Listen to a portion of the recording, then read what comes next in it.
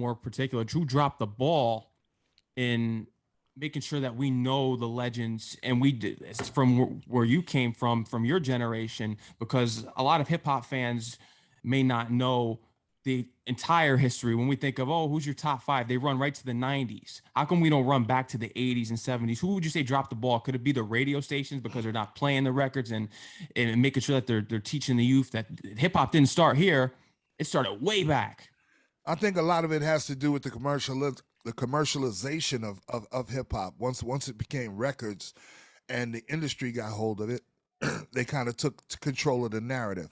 So when the styles changed because the record companies changed, okay, changed the way, they change the styles of music when they get ready. A certain kind of artist comes out, they got a hot sound or a hot, now music has to sound like that now.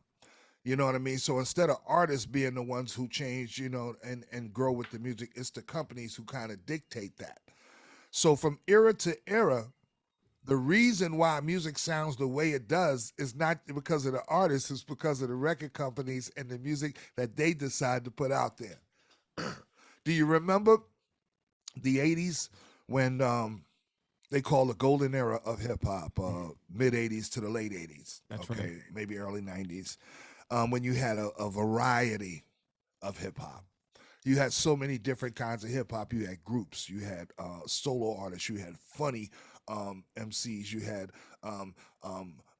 sex symbol, sort of MCs. You had female MCs, solo and groups. You know what I mean? You Right. had conscious MCs. You had all this to choose from. All this to choose from. A smorgasbord of hip hop.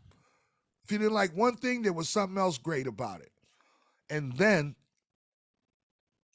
it got too conscious. Mm. It got too conscious. People start learning shit in hip hop. You know what I mean? KRS started talking about, you know what I mean, Harriet Tubman, and you know what I mean, and Benjamin Banneker, and and we started getting some pride about ourselves, some, you know what I mean, and we started wearing medallions instead of gold chains. You know what I mean? And it was like, wait, hold up. It was like somebody said, wait, hold up. This shit ain't this ain't rocking. And then when Public Enemy came, it was like, uh-uh. No. Can't have Nah, that. this shit cannot. We can't have this shit, man. We can't have this shit. Yo, let's get some cocaine and some crack talk in here. Let's get some, you know what I mean, some gangster. Let's sign that gangster shit, man. You know what I mean? Let's get that gangster conversation going on in hip hop. And then after a while, you couldn't, nigga, if you had a red, black, and green medallion, you couldn't walk into a goddamn record company. You know what I'm saying? You couldn't get a meeting with nobody talking that conscious shit after that. You know what I mean? So it's not like there weren't conscious artists. It was like the labels like, yo, fuck that shit. We ain't trying to push that.